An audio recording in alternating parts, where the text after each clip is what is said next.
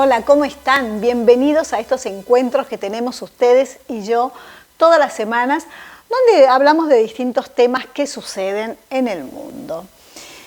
Bueno, los otros días hablé de un tema preocupante en Argentina, que también en el mundo, pero en Argentina sobre todo, de las marchas, los piquetes que están pasando últimamente.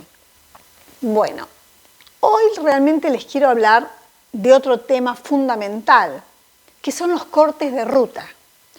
Ustedes saben, y para los que no son argentinos les contamos, que en estos momentos las rutas de todo el país están cortadas. Todos los días hay un corte diferente.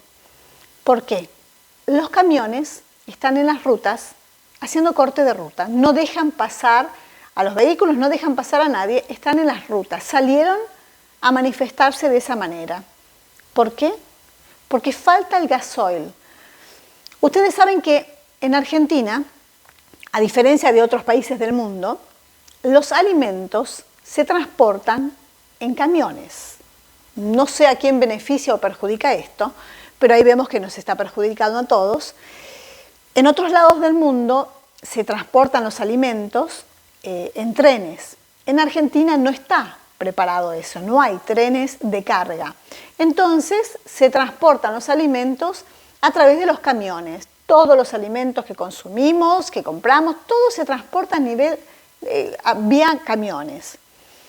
Entonces estos camiones no tienen gasoil, no tienen combustible y bueno, salen a la ruta a cortar las rutas porque no pueden trabajar. Los camiones están días y días haciendo fila para cargar combustible, para cargar gasoil, y a lo mejor le venden muy poquito o realmente no le venden nada porque se están quedando sin gasoil.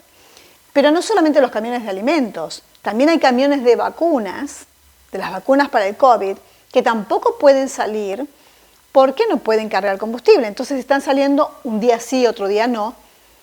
Ahora, ¿cómo se soluciona este tema? Ustedes saben que el gasoil en Argentina no se produce y tiene que importarlo de otro país. Claro, para importarlo necesita dólares. En Argentina no hay dólares, a pesar de que en este momento hay recaudación extrema porque todo el campo está exportando más que nunca.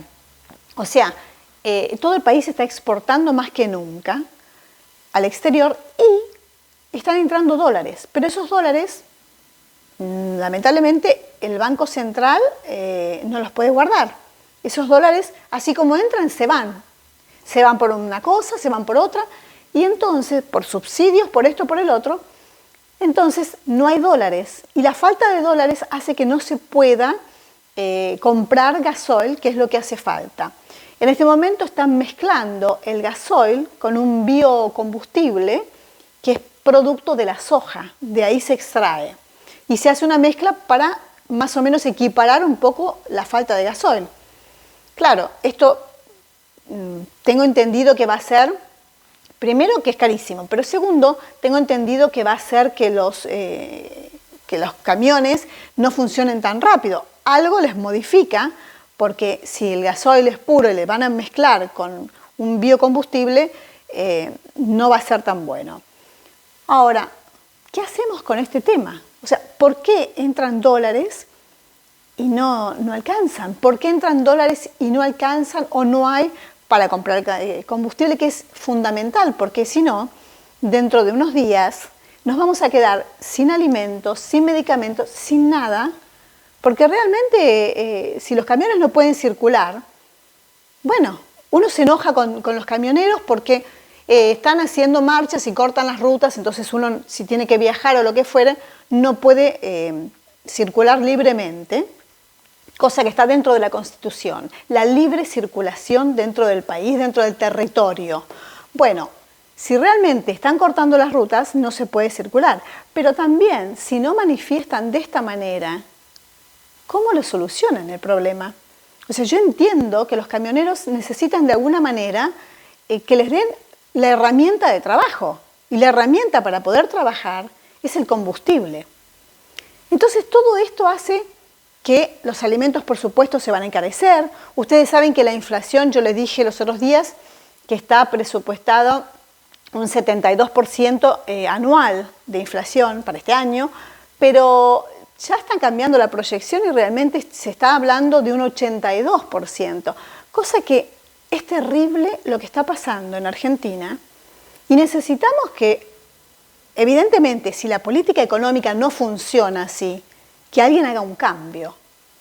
Necesitamos que el presidente haga un cambio de política, haga un cambio de, no sé, de gabinete, haga un cambio de mentalidad, haga un cambio realmente, porque si no estamos todos perjudicados.